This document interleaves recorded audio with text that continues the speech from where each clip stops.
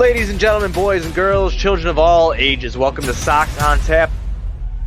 Tony, my first reaction is just, fuck yes, let's go. Sox versus the Twins. That's where it all starts. Because it all starts taking care of business in-house in the Central Division. That's right, I'm a meatball. You got to bring that top button swag, baby. It is always great to beat the Cubs. And I'm a homer, so I always say they're gonna. Dallas Keuchel Lancelin got some beards that you should be afraid of. What everybody said when he gets out there, it's me versus the other guy, and I'm going to beat him. So I just love that mentality. It's cool and fucking tough. Steve, would you say that Tony is mad online? I would definitely say that. The White Sox winner.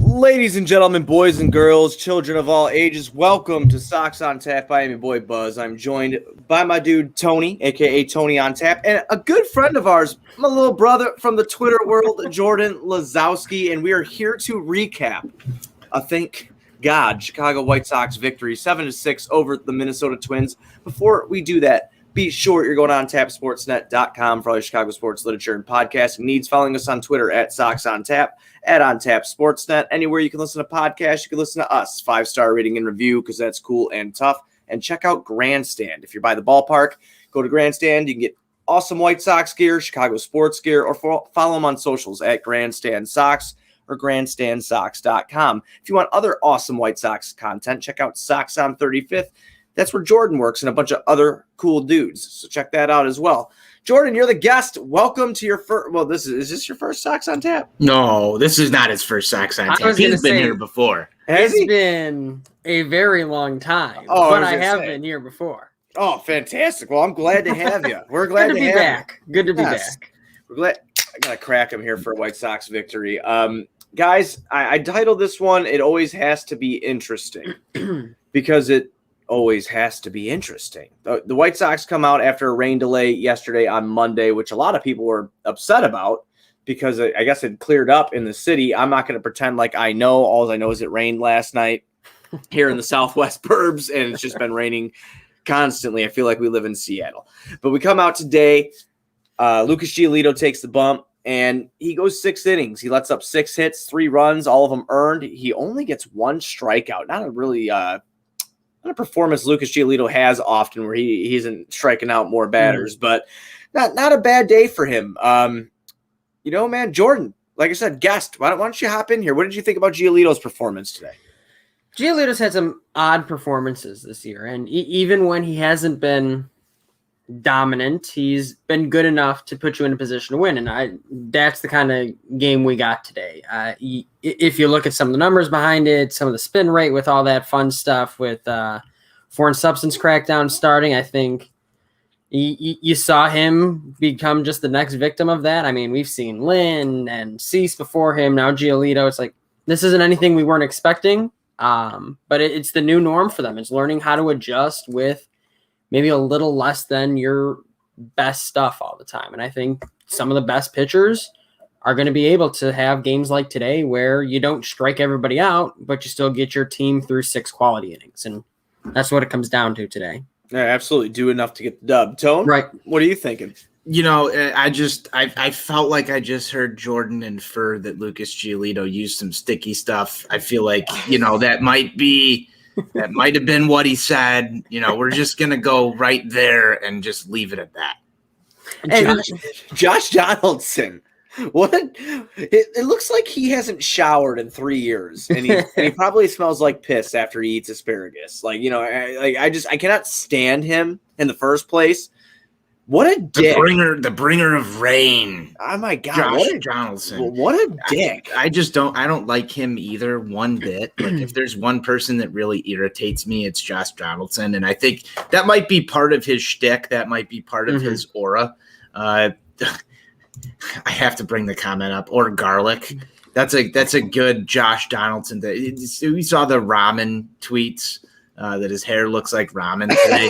I love ramen. Josh Donaldson did imply that Lucas Giolito didn't have the sticky stuff today. And you know what? At first, I missed the Donaldson home run. I turned the ball game on about 30 seconds afterwards. Thank God, because I probably would have come in here firing, guns blazing, with Jordan on the mic. And Jordan, you and I have had a healthy share of back and forth about Lucas Giolito over the last 4 years. Oh, of course. How could I ever forget? So like before, and what's funny too is before I even asked you to come on tonight, I didn't even look at the pitching matchup. And then when I saw it was Lucas Giolito tonight, I'm like, this is perfect. This is kismet. We'll have a good conversation. We'll have some good conversation around this. But no, in actuality, like what you said was completely spot on. Regardless of what Lucas Giolito was working with, not working with, spin rates, all that good stuff. Still able to pitch a quality ball game tonight, and the Sox come away with a victory. I mean, you limit the damage that was done very early in this ball game, and that's a veteran type pitcher move. I like what we saw out of him today. Granted, I want him to be 10 times more dominant than he was. I'd like to see 5+ strikeouts and not a lot of hard contact, but you're not going to win every ball game by overpowering, everybody every single time. You're going to have to figure out ways to get the job done, and Giolito did that tonight. So kudos to him. Oh, absolutely. Absolutely. I do want to say one thing. Your boy, Jordan, he talked some shit after the game. I don't know if you've seen this yet. But No. Giolito commented on what Josh Donaldson said. And he said that Giolito called Donaldson's comments a classless move as he crossed home plate. And then Giolito said, "We won. The W is next to my name. They're in last place." Good. Absolutely love that out of Lucas Giolito. Good. Are they in last place though? I thought they moved up to third. I don't know how the bottom dwellers are doing down there. I haven't paid too much attention to teams that aren't within 5 games of us. But are they in last place? But maybe Giolito's under. Yeah, I don't know. Maybe Giolito's on the same plan. They all have 33 wins between the Twins, Tigers, and Royals. They all have 33 wins. So, I mean, that's brutal. I love it. At the end of the day, it's he's kind of right. It's not necessary. It's like, as long as you didn't let it affect you and kind of move with it in the game, that's fine. Based on what he says, it looks like he just didn't see it during the game, and that's whatever. But I don't know. It's a lot of talk from a last place team. You got to think about where you're at once in a while when you're starting stuff. That's what it comes down to. I get everyone has their thing to fire themselves up, but apparently Josh Donaldson's just being a dick. That's what fires him up. Just like doing stupid stuff, like kicking dirt over home plate for no fucking reason, or calling out Lucas Giolito and insinuating that somebody's cheating. I don't know. Maybe that's just his. I fucking hate that guy. Yeah, I don't think anybody here likes Josh Donaldson because, obviously we've touched on it before. He's just like that. He's that dude that never left high school. Like, that's just the only thing that I can picture. That, he's a jock that never left high school and he acts like an asshole all the time. But highlights from today's game. There's a lot of scoring to get into. Let's do it. We start with the Donaldson home run to left, and then there was a 2-run shot. So the Sox answer again, answer in the bottom of the first, where Collins grounds out to short. Goodwin scored. Grandal got to second and Brady to third. It stops. The Sox were 0 for 5, I believe, in the second and third inning with runners in scoring position, which is something that we've seen a trend of a lot this year. So, obviously they were able to clean it up and get some runs across, thank God, to win the game. But still, in all, they got to clean that up a little bit, start getting some hits here. I do want to point out and congratulate Gavin Sheets. That was awesome. His first at bat, second pitch that he saw in the major leagues, he smacks one to left field. And boys, Jordan, I know you played baseball pretty long as you were growing up. He said it benefited him to have that cup of coffee and then go down without drinking it. Then coming up this time and not having the nerves. What do you think about that comment? Because I found it interesting. Like he seemed to be more calm in his mind today when he went up to the plate. I think no matter what level you play at, and I played through high school. Like right. I helped analytically for the Notre Dame team. I didn't play for them, so I can't speak to that. But it's whenever you're the younger guy, you're the new guy, it's the same situation. You're new, you're fresh. It's a little bit different to you, and just sometimes taking that step back and learning is all you kind of need. And I think that's kind of what he's describing here. It's like we all have that, no matter if it's a new job, a new team you're working on. When you're the new face, having a little less pressure on you just to start and get familiar with things, like we all want that in our lives. And I think that's kind of what he's talking about there. It's just, hey, I need to get used to things. It'll kind of help me next time around here. And give a little chip on the shoulder too, hey, I didn't get to play last time. Now it's my time. Yeah, he looked confident too, Yeah. which was great. Just calm and confident, and he ends up with 2 hits tonight, guys. That's a great thing to see from him. I was really happy with that.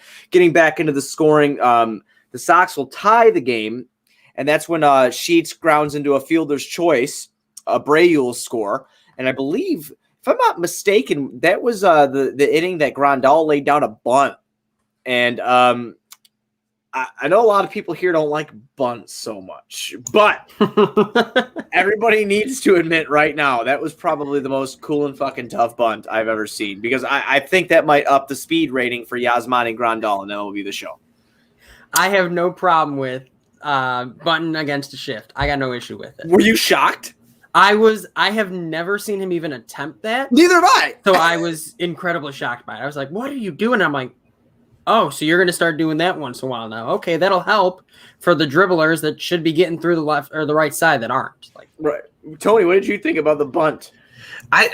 Dude, I've loved small ball this whole entire time. I think I've been fairly vocal about that. A well-placed bunt right there from Yasmani Grandal. I love that because it makes your opponent think. Like, if I'm going to shift on him next time, like, even if he doesn't get that down, like, and it rolls foul, or they wind up getting him out, it makes you think the next time Yasmani Grandal comes up to bat, like, is he going to do this again? And anytime you're looking at the scouting report advanced on Yasmani Grandal, you're going to see what he did tonight and say, like, okay, if we shift on him, we might be giving up a free hit here. And Jordan, king of the Yasmani Grandal because he gets on base fan club. This is just another thing that's in the arsenal right now, and he may never have to do it again. But if that prevents a shift one time for a ball to get over into right field, that does the job right there. So I think that's just not only a good play right there, but also a good future play for the White Sox offense when you've got Yasmani Grandal up there. I think that was I don't know if Yaz did that himself. I don't know if Tony called for that. It doesn't even matter. Dude just finds ways to get on base. As we like to say here, that's cool and fucking tough. I loved it. I loved every second of it. And it worked. It works better because it worked out, and we can talk about it in a good light versus, man, that was a shitty bunt that he popped right back to the pitcher, and don't fucking do that, Yasmani Grandal. So it's always great when it works. But I think situationally right there, that was an awesome move. His June has been just so fantastic. Phenomenal. I mean, and it's something that I tweeted out at the end of May.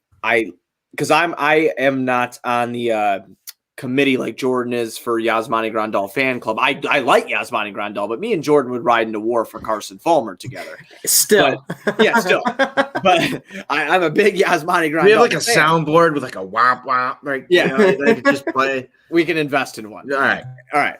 But I was just looking at stats for Yaz, and I had put out a tweet at the end of May. I was like, listen, I'd love this a lot more if he was able to make some contact, or, get some guys in and not just walk, swing the bat again. He's doing that. His June, guys, he's hitting 250, 17 hits, 6 home runs, 13 RBIs in 22 games. I mean, it's amazing, guys. He is literally this June, he's turned it around, and this is why he's gonna be an all-star. People could look at his batting average and go, "Oh, well, he's not even batting 200." Look what he's been doing. He is, yes, and I agree with Frank there. He is probably the most important player on the team, if not right now. He is actually, because he's doing it all. And I think you do bring up a good point.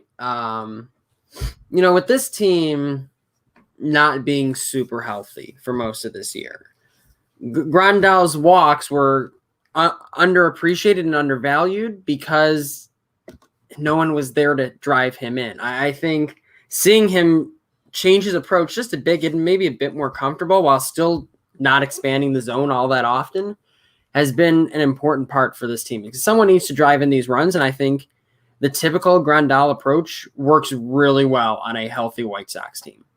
It may have been a little underappreciated in April and May, just because it's like someone needs to hit these guys in. Like that was the real issue for such a time. And I totally got what you were going with that, Buzz, back when we had talked about it before. It's just someone needs to hit these guys in at the same time, and that's where seeing what he's doing in June has been so helpful.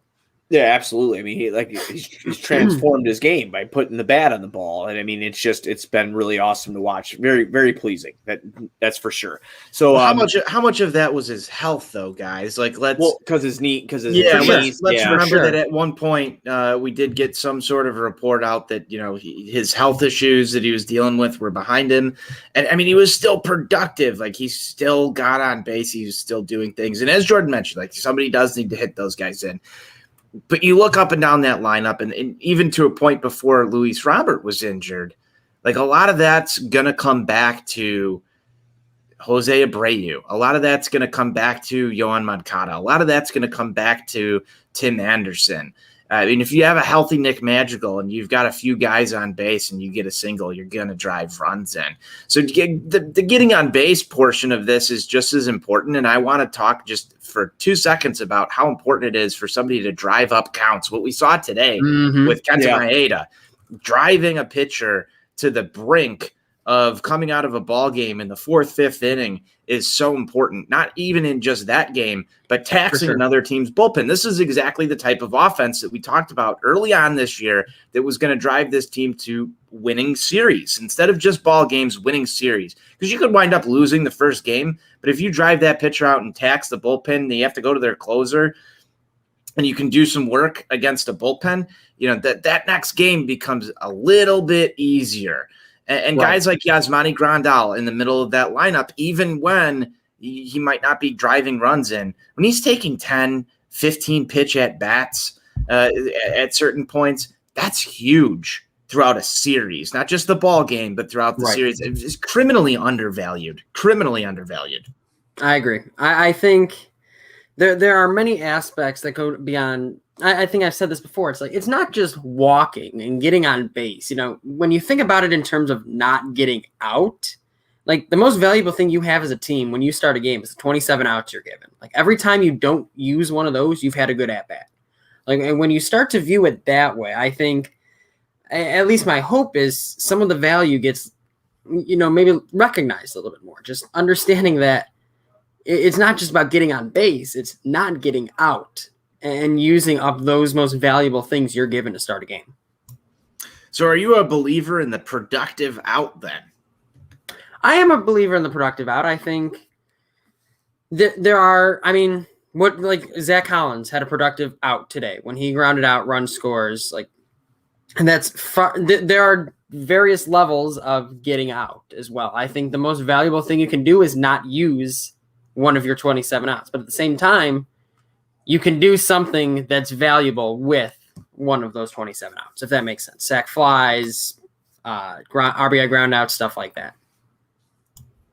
Interesting. I've never asked you that question, and I value the productive out just for sure. Personally. Oh, for sure. I don't know how you feel about it, Buzz, but you go back to the bunt, and people get mad because I think there's a sense around baseball that what Moneyball taught us was that outs are bad and getting on base is good, and that makes it very black and white for a lot of people, and you can start to misconstrue some general notions about what is a productive at bat and what's not a productive at bat, and I think that there is some sort of middle ground where I think what you're saying is absolutely correct, Jordan. You don't want to use outs if you don't have to. Like, I'm going to take a double over a ground out to second base to get that runner in from third. But what's your worst case scenario here is a strikeout. That's what you don't want. Right. I think that's the worst thing that can possibly happen is you strike out in that situation. So there are different levels. We could talk about this all night, but I'm going to flip it back to Buzz, and he's going to keep this thing moving. Oh, no problem. No problem. We're good. So I just talked about the Sheets fielder's choice, and that'll tie the game at 2-2. Garcia, Lurie legend. Shout out Johnny Nani, who's on vacation right now. He singles to center field, right field, and that'll score Yasmani Grandal. Scoring stops there after a Mendick pop out. Sox have the lead 3-2. Going to the top of the 4th. One of the best plays in my opinion, of the game took place in the top of the fourth. So this is where we stopped for a second with the scoring. And that is when Nelson Cruz singled to left field. I have never seen Andrew Vaughn move that fast before to cut that ball off before it got to the wall. And then he gunned down Nelson Cruz at second base. Now, obviously, boneheaded base running play there. Obviously, that was really, really dumb. But was anybody else like impressed by Vaughn there? I know I was. Jordan, I'll start with you, and then we'll get to Tony. Like, I felt I'm serious. I've never seen him move that quick before, and I've always talked about his outfield speed. Not that he's not productive out there. Mm-hmm. He is in the numbers. He's an above average left fielder, but I've never seen him move that quick. And just, I don't know. Andrew Vaughn had a good game today at the plate and in the field. So I was pretty happy with that. What did you think about that play? It was my favorite play of the game. I thought it was a big moment in the game, actually. And it's not even just how quickly he got to the ball, but the throw he made getting back in there was really freaking good. I think I was one who was very anti-Vaughn in the outfield. I was very worried about, this team's already missing big bats. Yeah, all you're going to need is someone to roll an ankle because he's never played left field before. And then all of a sudden now he's out of the for a couple weeks, and now you're really starting to struggle. And he has been everything, I think, way more than I had ever anticipated. He's literally been league average and even a little bit above average. And I would not have guessed that when you had told me Andrew Vaughn's the starting left fielder. I was far more worried than it appears I needed to be because he's been a whole heck of a lot better than I would have ever thought. Yeah, I'm with you on that, dude. I have tweets that I don't delete my tweets anyway. But I have tweets out there that are like, this is a fucking stupid move here. Right. This is idiotic. And hey, I like to be wrong. Especially I like to be wrong, especially if he's going to play well and outperform what we thought he was going to do. Because I was totally in your boat. I'm like, this is a terrible move. This poor kid has no minor league experience. He's playing in another position that he's never played in the majors, and we're going to ask him to be a consistent hitter as well because Eloy died again. So what are we going to do here? But yeah, absolutely awesome play there. Tone, you want to touch on that, or you want me to keep running through the scoring? I'm just going to touch on it real quick because this would probably be one of my favorite groups to talk about this subject with. Just to dig in just a little bit further here, I shared the same sentiment with both of you guys. Andrew Vaughn, I had questions whether or not he should have actually made the major league roster out of spring training, just because you had a shortened season last year. The guy had no experience above AA. We can go down the list. And it was very anti-Rick Hahn, I think, to have him on this roster. Because if you look at what we did with Yohan Moncada, Eloy Jimenez, Luis Robert, everybody else, they all had their seasoning, and almost to a point where we were clamoring for these guys to come up and perform. And you're going to take a guy and put him out of his natural position into somewhere just to kind of force his bat into the lineup when it was completely unproven, to me was the 100%. Most anti-Rick Hahn thing that has happened during this rebuild. And so that to me was more of a signal that this team was going for it this year. Hell or high water, they needed his bat in the lineup, especially due to the injury, which to me, I'm sitting here right now wondering why Jake Berger hasn't been called up or why it took until today to get Gavin Sheets up here in the lineup. Jordan actually, before we went on air, had a really good point on Jake Berger. I know you weren't here yet. It was just me and Jordan bullshitting, and Jordan had a really good point. Jake Berger is mashing down there right now, absolutely mashing, and he might be a part of something bigger. So they want to keep those numbers going. And he could be. He could be. But to me, still, if we do the math here, the most anti-Rick Hahn thing that signaled that this team was going for it was putting Andrew Vaughn into left field without any AA experience, without any real seasoning there outside of hey, you're going to learn this on the fly and go. And he's held up just tremendously out there. I don't think that he's as good of the version of Andrew Vaughn that we're going to see in a White Sox uniform. For sure. I actually compared him to Paul Konerko driving back from a Sox game with Johnny Nani in the car when I was talking about, looking at White Sox lineups from the past where you got Paul Konerko batting 7th and 8th in the order. Right. And here's just a guy that can hit and do things and knows how to play baseball. He's a baseball player, Andrew Vaughn. Mm-hmm. But can we talk about how bad Eloy Jimenez is in left field for a second? I mean, I'm going to spin that real quick. If you're going to compare him to Vaughn, it's not even a contest at that point. And I Isn't would it have so never weird? thought that. It's so weird to me. Like, I just don't feel like that's a real Right. thing to say. Yeah, like, and that just to me, like, that's the writing on the wall there. I know I had those, like, that article, like, right before Eloy Jimenez ended up getting injured that said, can we move him to DH because something bad's going to happen? Mm-hmm. And then, of course, the ultimate worst case scenario happens. But Andrew Vaughn should be the lesson here. Let's not fuck around with that when Eloy comes back. Like, there's no reason to. No, There's no I'm reason 100% to. with- yeah, And I'm I don't 100% with know you. if Andrew Vaughn, and I'll ask you guys this question: is he your long-term left fielder on this ball club? I'm going to say no, but maybe this year that's not something that we mess around with. We I talked feel about it's premature. Yeah, we talked about this with Josh Nelson. I think it was yesterday. I think Eloy probably still sees some time out there this year, but I think by spring training next year, they're like, listen, this is not happening. Andrew Vaughn was light years better, and if he's healthy, he's going to be out there, and that's just how it's going to be. That's for the best health of this team. That's what it's going to end up being. I could see that. I could see that for sure. We'll move on into the rest of the scoring here because I keep getting sidetracked and wanting to talk about everything. So after that takes place, excuse me, the next scoring takes place in the bottom of the fifth. I'm sorry. So that'll be Gavin Sheets doubling to shallow left Collins, and Collins will score there, make this score 4-2.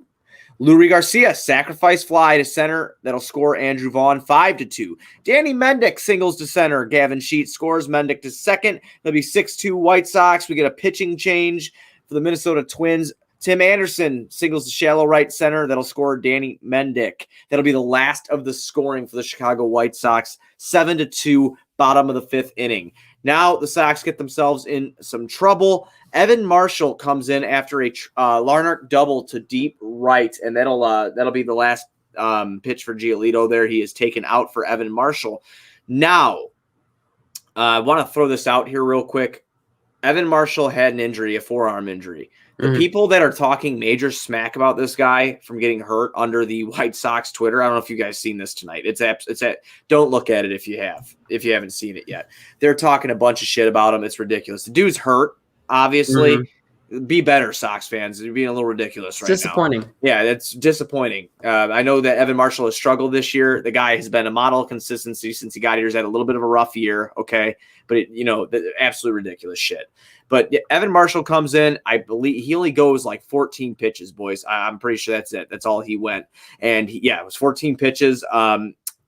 It let up 2 hits, 2 runs, both of them earned. So that's he was pulled after that. It was a rough outing for him, but if it's a forearm injury, and this is something that Jordan and I were talking about again right before you got here, Tony, is this could be serious. Forearm injuries are nothing to mess around with. What did you see? Did either of you see anything that leads you to believe we might be seeing an IL stint here? I mean, I know they came out and said it's day to day, but are we going to see an IL stint from Evan Marshall here? Maybe get Jace Fry back up here in this bullpen, I would assume. The thing that worries me is kind of like what they had seen with Glass now, where it's like he's kind of shaking his wrist out and trying to stretch it out, and something just doesn't feel right.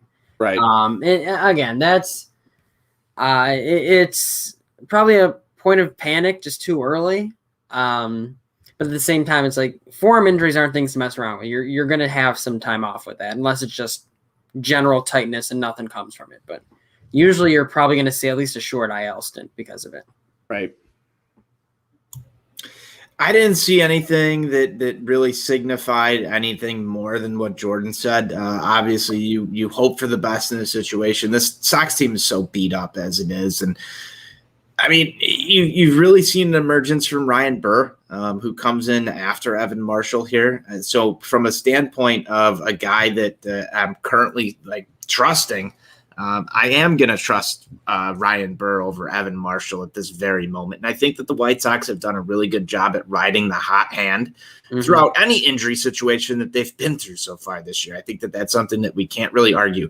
The past week or 2 weeks have been a really tough stretch. But you saw it today. Like Gavin Sheets comes up and just picks somebody up. You've seen Ryan Burr come back from injury and pick it up. Jace Fry, if he's the next man up, I know he's rehabbing down in Charlotte, and Evan Marshall needs the IL stint. I wouldn't be surprised, just with the nature of how White Sox baseball has been this year, that he comes in and steps up and delivers Evan Marshall or better type stuff out of the bullpen. So am I worried? Yes, because I don't want to see anybody get hurt. I'm not going to go do exactly what all these people on Twitter are doing.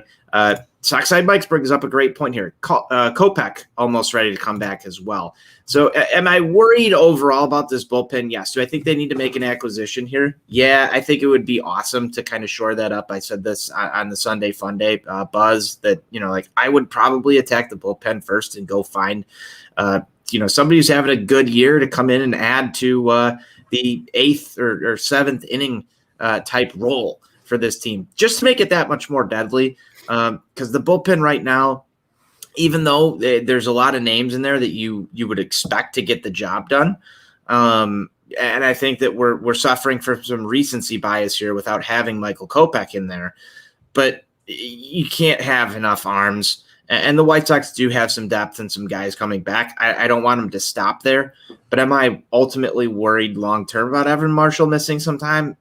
Not as much as I was when Jose Abreu got hit in the knee. Let's just put it that way. Sure. Absolutely. Now, moving on into the rest of the scoring, then nothing would happen. And after, Evan Marshall's little hiccup there, nothing would happen. It was 7-5, go through the bottom of the 7th, top of the 8th, bottom of the 8th, top of the 9th. Liam Hendriks comes in. He did pitch twice on Sunday, but he had a day of rest. Whew. He made it interesting. That's for sure. A lot of people are complaining about him using the slider, not trying to use his fastball enough, which, hey, I'm not going to pretend that I know anything about that. So I like to watch the games and try to critique it. I was kind of shocked by that a little bit. Didn't seem like he had full control, but alas, it worked out. Trevor Larnach gets hit by a pitch. He gets Nelson Cruz. He strikes out swinging, but Larnach will get to second on a wild pitch by Hendriks. Kepler walks. Then Kepler to second on a wild pitch again by Hendriks, which will get Larnach to third. Polanco grounds out to second. That'll be good for the second out, but Larnach will score, so that'll be 7-6. And Kepler gets the third there, and then after that, Kirilloff flies out to center. It was that ends the game at 7-6 as the final score. Liam Hendriks comes in for 23 pitches. He lets up no hits, but he does have one run, which is earned. He walks one and strikes out one. Guys, Liam Hendriks makes. Jordan, is this what you felt like with Colomé all last year and the year before? Yeah. Okay. Yeah. It's just like, holy shit. Like I had like this, I'm a Colomé crew guy. I am fully convinced that he is in Minnesota to kill them from within. I don't know if you ever heard me say that, but that's my thing. I'm sticking to it. But Top hats are for closers. Can we give this guy a break? Can we give this guy a break? I knew that we were not going to be able to get through this. Why are you yelling? Because I knew we were not going to be able to get through this show. I'm bad online, Buzz. I'm bad online. Why are you bad online? We won. Because we won, yes, but it was a heart attack. I went through 2 beers in that 9th inning, and I don't know if I ever did that with Alex Colomé. I have done that with Alex Colomé. We have all went through beers with Alex Colomé. Here's the thing. How you felt tonight was many an outing I felt with Colomé. Like that same, like, because and just to kind of talk to the point about the fastballs real quick. This Minnesota Twins team is a real good fastball hitting team. Like their batting average on fastballs is 277. They're slugging 515. Like that's a really good fastball hitting team. So and especially against a bunch of lefties, you got to try and establish that slider as your second pitch. And he was struggling with that, and you don't want to turn to the fastball because they're going to hit the fastball as well. It was a tough outing from the start. I kind of had a feeling it might be, especially having to face so many lefties, but that's sort of hard to take. You felt tonight was how I felt very many times. Like we're just waiting. It's like, when is it going to happen? When is it going to happen? And thankfully it didn't happen until he got to Minnesota. The only difference is that cocked hats are for closers.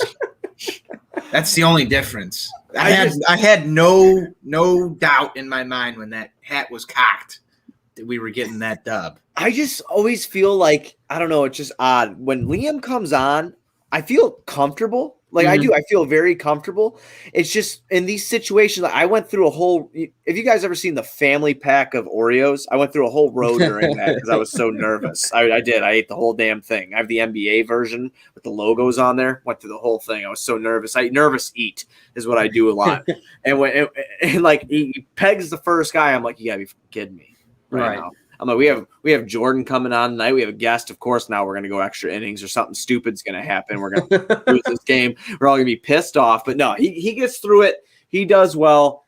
Thank God the Sox pick up a win. You know, it's needed. We need to be winning these games. You know, Sox are still in first place. I mean, it's been. I know it hasn't felt like it, but I'll say this: it's been a magical year just so far because of all these injuries and everything that the Sox have. We've got some breaking news here. What happened? There are some comments. There's some comments that are going down on Twitter from the Lucas Giolito, Josh Donaldson thing. Yeah, I'm writing an article on it right now. Yeah. Did you see what Fegan just posted? Yeah, he's a fucking pest. He's a fucking pest. But now we've got Dan Hayes coming out there that Josh Donaldson was unavailable to talk during the postgame tonight. So I'd like to come up with some theories here while we're on the show having some fun. What's Josh Donaldson doing right now, Buzz? Well, is he at a Nickelback concert? If Three Doors Down, what is he doing? No, he looks more like a 3 days. Is he finally taking a shower? Yeah, he looks more like a 3 days grace guy. So he actually might be taking a shower. Or I'm just going to guess right now that he brought a bunch of teammates with him after he saw Giolito's comments. And he's going to be the guy saying, "Hold me back, bro," as he's trying to attack Lucas Giolito. That's my theory. I have no idea. You know, that's my theory. Maybe he's eating asparagus. Looks like he just fucking smells. I'm sorry. I know I shouldn't say that about people. It's really ignorant, but fuck that guy. Shit. But there is somebody who replied back and also said that Giolito's in the wrong here. We're in fourth place. That's funny. Could you imagine? Could you imagine for like 2 seconds? Like, yeah, no, Giolito's wrong. We're in fourth place. Like, shut the fuck up. The funny thing is, I could see myself if my team was just not having a good year. I could see myself posting that. That's why it's funny. I could totally see myself doing that. Just like, I'm pissed. My team's supposed to be good. They're not playing well. I'm going to say something dumb for a few extra likes on Twitter tonight. I've done worse. Let's just put it that way. You know what's so funny? I'm just typing in Josh Donaldson on Google right now. And the last time I typed his name in, it says Josh Donaldson lookalike or Josh Donaldson doppelganger because I was trying to figure out who he looked like. And I haven't, you know, I think he just looks like an asshole to me. I can't. He's got his own look. He does. He does have his own look. He's got his own look. This has been a hate fest on Josh Donaldson. So we're going to move on into the next game of the series here, and that'll take place tomorrow. 7:10 start. Once again, it'll be right-handed pitcher Bailey Ober against Dylan Cease. Ober is 0-0 with a 4.64 ERA, 21 and a third innings pitched. He struck out 23, let up 4 long balls, and walked 4. Dylan Cease, 6-3. Some say Jordan Lazowski's twin there. 3.81 ERA, 75 and 2/3 innings pitched there. He struck out 96, walked 32, let up 7 long balls. That is the pitching matchup tomorrow. Sox are now 14 games again above 500. You guys got to pick the click. Jordan, you got to pick the click tomorrow? Oh, I'm going to the game, so I'm going to have to pick Dylan Cease. I love when people pick. I'm a big Cease guy. I got to stick with my guy. I mean, it's going to be a tough lineup tomorrow because you know the Twins are going to do what they did tonight, and they're going to stack the lineup left-handed, and that kind of neutralizes Cease's slider. So it's going to be another difficult night and make sure establishing his other pitches. But I don't know. He's done it once before this season. Let's see him do it again. I'm all for a good Cease outing tomorrow. There we go, Tony. Jordan, I may meet you at the ballpark tomorrow. Maybe Let me know. Maybe I might be there. Let me know. There, but we'll see. We'll see You what guys are happens. going to be battling Mother Nature tomorrow. We are going to be that's what I'm battling worried Mother about. Nature. We may be there. Buzz, you might be with me. Who knows? I might be. You might be. Yeah. We might all be at the ballpark tomorrow. That would be fun, wouldn't it? Yeah. Talk about how great this show was. Last time I was at the ballpark with Jordan, I laid a smooch on him. Yeah. So, Last time you were at the ballpark because we were at the ballpark together on Saturday. Yeah. But for 2 seconds, you've kissed two things in my presence at the ballpark.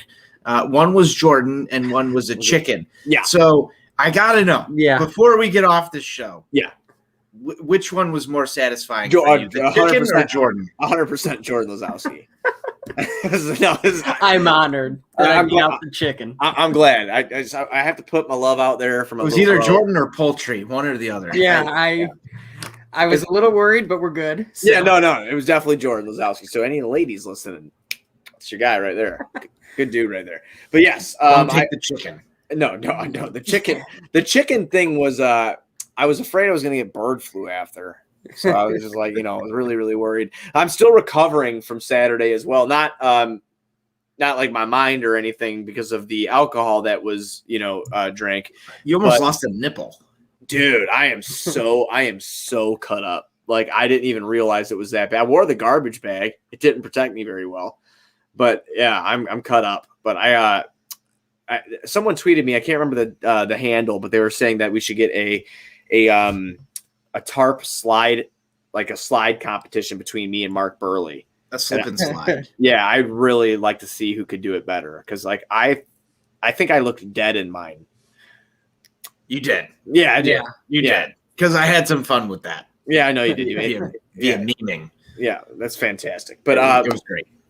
I'm going to take tomorrow for my pick to click to be Yohan Moncada. That's my pick to click tomorrow. Is he okay? He should be in tomorrow from everything I read. Okay? He should be in from everything I read. Yeah. So okay. Just a little concerning that he wasn't in the lineup today after a day off. And I can't speak because it took me like 15 minutes to get up off the couch to get down here to record this podcast. That's why you guys had a conversation that's been referenced like multiple times. So like I'm hurting right now. I don't know what I did to my back. So I feel for Yohan Moncada, but he's a couple years younger than I am. I feel like he should be able to get through that, especially if his mentor is Jose Abreu. Maybe this is my meatball take of the day. Jose Abreu needs to teach some toughness to Yohan Moncada. Going full Kenwo here. Yeah. Yohan Moncada needs to learn from his idol Jose Abreu on how to get back into the lineup a little bit more. Meatball take of the day that's coming in spicy hot from Tony on Tap. Jordan, how do you feel about that comment? I don't know. I think Does it bother you? I'm serious. Like, does it bother you like that? I feel like the potential's all there, but like he misses that because that's what pisses me off with Moncada. I'm like, damn it, dude, you're hurt again. No, I mean that's fair. I think there's a level of just caution he probably takes with himself that it's like maybe you're just a low pain tolerance guy or what have you. But it's like I don't know. The way I read it was just kind of sort of dead arm type feeling. Like don't push it if you don't have to. You're playing a fourth place team. Like. Yeah, there's going to be Josh other Donaldson games. Would be mad that you said that, right? There. But at this, it's like if you can, what am I trying to say? If you can squeeze in a couple extra days here or there over the course of 162, like I'm not mad that you're going to do that. But I get the fans who are like, I want to see you on the field and I want you to kind of play through it. I get that too. It's just for me, I'm like I got my eyes with this team, especially on October. Like just make sure you get there and figure it out from there. No, yeah, that's totally fair. That's a totally fair statement. It's just I think a lot of it has to come down to where I'm at with him is he just seems he's been hurt all year. And then my father-in-law brought up a good point today, believe it or not. He was like saying, like, do you think that after effects of COVID still bother this kid? He goes, you still don't know how he like reacts long-term to it. And I said, that'd definitely be something. I'm not sure. Mm-hmm. I'm not a doctor by any means necessarily, but I don't know. It gets frustrating because everybody's out, man. He's the last guy I want to see missing time. Because I mean, this guy's on pace for what was it, like a 6 WAR season this year, right? And he's not even really hitting for power. I mean, can you imagine if that does start happening? Like, I mean, he's just been absolutely amazing. So we know why this team is not hitting for power. It's because there's a fireworks shortage, boys. Oh my God. There's a fireworks shortage. And why did Frank Menachino say fuck the home run? That's straight out of Jerry's mouth, not Frank's mouth. I was about to go get all philosophical there, and then I forgot the fireworks shortage. The fireworks shortage. The fireworks shortage is definitely the reason why. Tinfoil hat time. I'm bringing all the segments back tonight, Buzz. I thoroughly enjoy all the segments, but I've got really nothing else tonight, boys. I think that's really it. Jordan, I want to thank you for coming on. And I mean, everybody who I'm sure listens to this already knows you, but plug what you do and where you're at. Yeah, so first of all, thanks for having me on, boys. It's always fun talking baseball, no matter if it's here, if it's on another podcast, if it's at the ballpark. It's always more fun when you're talking baseball, so I appreciate it. Absolutely. Sox on 35th is where you find me, at J Lazowski 14. If you find some half-baked attempts at sarcasm that I find funny, and if you think you'll find that funny, follow me there. I like to talk White Sox most of the time. I'll throw in some other stuff, but I think I'm a decent follow. I don't know, but I appreciate you guys having me on. I'll second the decent follow. I will second the decent follow. Tone, you got anything before we ride out, bro? Jordan Lazowski is one of my favorite Twitter follows. I just have to just throw that out there. Jordan, you've been awesome to talk baseball with since the Shy Sox Weekly days when you came back on that show. Just the interaction that we've had on Twitter, it's awesome.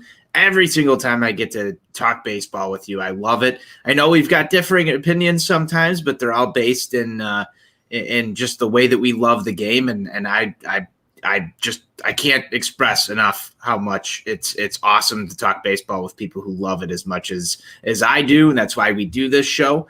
So it's awesome having you on here. I hope that this is certainly not going to be the last time we're talking about a White Sox winner together and just everything else. We need to get you on an extended show so we can dive into some of these things. But if you're not following Jordan, go follow him. He's quick as a whip. He's a Sox math champion. But I've got to ask one last thing before we go. Sure. Billy Reffeld beat you tonight. Billy Reffeld's an On Tap Sportsnet guy. Who's going to have a better video next time they win? Is it Billy Reffeld's video tomorrow, or do you have anything in store for your next one that's going to up the production value? Because I've seen your productions and they're spot on. Do you think you've got a next one that's going to beat out whatever Billy Reffeld does tomorrow? See, here's the thing. I don't know. I like winning it, but also then I win it. I'm like, oh, I got to think of a good video because people are so much quicker and funnier with it than me. I'm sure Billy's going to be one of them tomorrow. I've got a few good ideas. We'll see what they end up turning into, but I'm taking my little Sox math break. I'm like, if I keep playing too many and like I win one, I'm like not prepared for a video. It's like, oh, this video is going to suck. And I don't want to do that.